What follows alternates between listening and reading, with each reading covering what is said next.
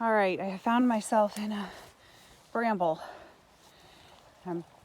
This is where you want to be. Got lots of dead wood. The deer are gonna have a hard time getting in here. That's my competition.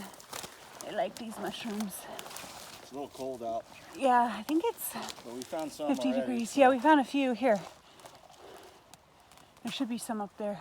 Oh, I see one. Yep. Okay. There's another one. Okay, so if you find one, usually you're gonna find 2 or 3, and they tend to like blow with the wind because they are a spore. There's one. There's another one, and of course they're in a bramble. It's a good one. That's a good one. The dogs didn't get one. I'm trying to get that other one. All right, guys, we're gonna keep hunting. All right, I'll take you with me mushroom hunting a little bit. These little plants right here, these are called mayaples. And when those are up, that means it's morel mushroom hunting season. So that's one way you know it's okay to start hunting. And you want to look around the base of trees near felled wood. Like, this is a pretty good place to hunt. I don't see any, but I'm on the right track. Also, it's best to go just after it rains. Like today, we just had all that wet weather for a week. So hopefully we'll score some morel mushrooms. And for those of you who've never eaten one, you have to soak them overnight to get all the bugs off of them in a brine, and then you fry them, and they taste like bacon. Again, I cannot advise you about mushrooms. There is a false morel. There are poisonous mushrooms. I would not advise you to hunt mushrooms unless you have done it frequently and you know what you're looking for. So I'm going to keep hunting.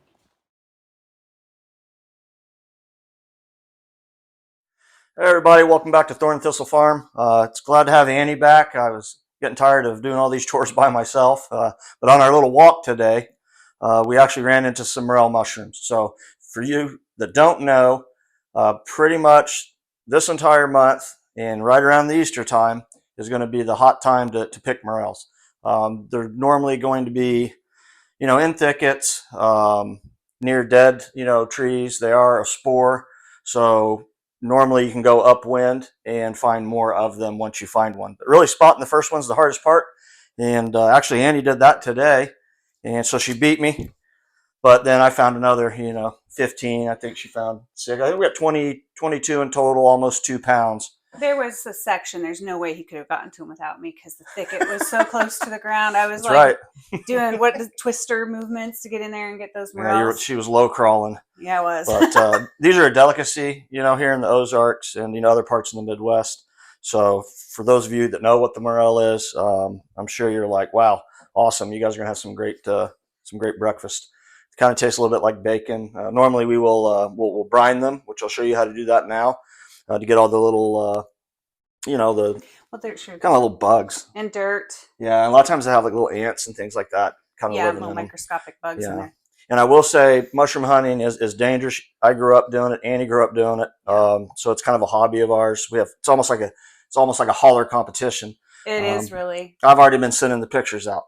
Yeah. Did you tell people how many pounds we got? No, I didn't tell them that. Oh. I don't want them to know. That's I don't the want to know measurement, too right? successful, Mm-hmm. But and now we'll find more batches like this. But today we're going to show you how we kind of do the brine. As you can see, like the morel mushroom. Normally I try to break them off at the stem, but if they do come out with like dirt on them, you want to cut that off because you don't want that dirt. And then I'll probably rinse them through the sink, and then we'll just half them because we like to fry ours like bacon, which I know some people, make soups and do all kinds of things like that, but I'd like to just half them. So there you go. They're in halves. They're hollow in the middle. Yeah, they're hollow in the middle, but we'll just throw a little bacon, or a little bit of butter in the frying pan, and then kind of roll these in flour and water, flour and pepper, black pepper, and then they'll be wet from the brine, and then we'll just throw them in the frying pan and let them kind of saute in that butter till they're about the consistency of like, you know, bacon, and then we'll eat them like that, and They're delicious. it's awesome. So, Annie, we got 2.5 liters of water here. Some iodized salt, Morton. You can use sea salt too. You can use whatever salt you want. And we're just going to put 1/2 cup of salt in that. Since it's a brine, it's better to use a fine salt and not a coarse salt. That's the one suggestion I would have. Heart attack in 1/2 cup. I don't know if you guys noticed, but I'm wearing my mushroom shirt today because we're doing mushrooms. See, that's the first one. But you'd have to be blind not to see that. So I don't know how she saw that, right? Because I'm just that good. We'll have all these. And we had our muddy buddies with us, the puppies. They were all muddy. And we did not want them going, neither one of us wanted them going anywhere near the mushrooms, stepping on them and ruining them. So I had him go get the first batch that I saw, and I held on to the puppies. Take all these off. It was a very dirty job. You just want me to throw them in the brine? Or are you going to rinse them first? I think they should probably rinse them first just to make sure we get like, kind of the dirt off of them. Do you want me to do that? Yeah, you can go ahead and do that. Let me get a colander. Yeah. Sounds like somebody used one for popcorn. So, but yeah, it's a great day. Anytime you can run into Morels. Like I said, I grew up on them. What? My dad used to love taking us when we were kids, and Kids are close to the ground. yeah, I highly recommend taking, if you have little ones, you know, take them mushroom hunting because they'll probably find more than you. The biggest problem would be, you know, them accidentally stepping on them. I remember my dad used to get kind of irritated with me. Well, you don't do that. Right. You're going to get scolded. He never complained when I found him, though. I can tell you that.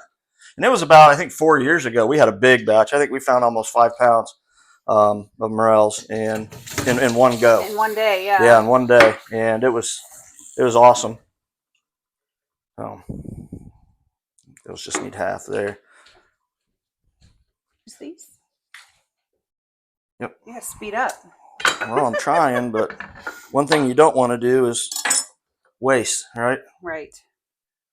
Because these don't grow all year round. They're a country delicacy.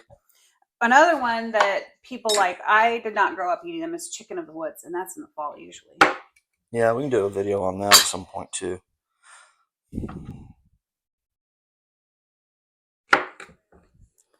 So these do not like to grow Another good one. Typically in pine groves. So they like hardwood trees. Not gonna.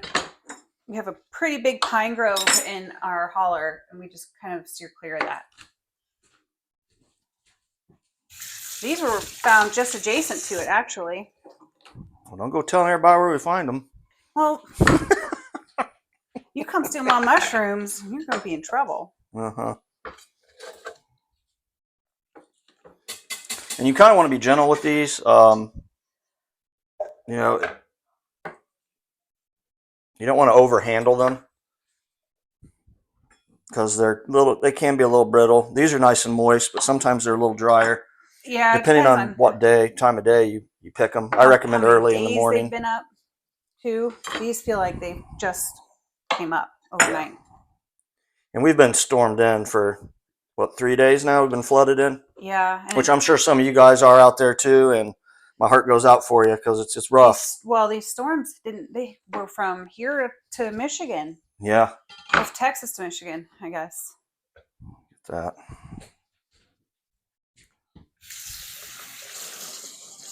Throw these away.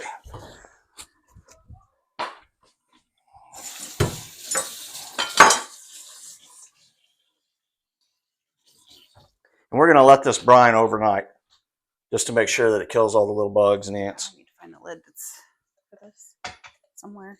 No, that's fine. Later, I'll find it. Yeah, get those in there. I tried to get that one in the sink. Here, cut it off. Yeah. There you go. So anyhow, that's how we brine our mushrooms. It's how we cook them.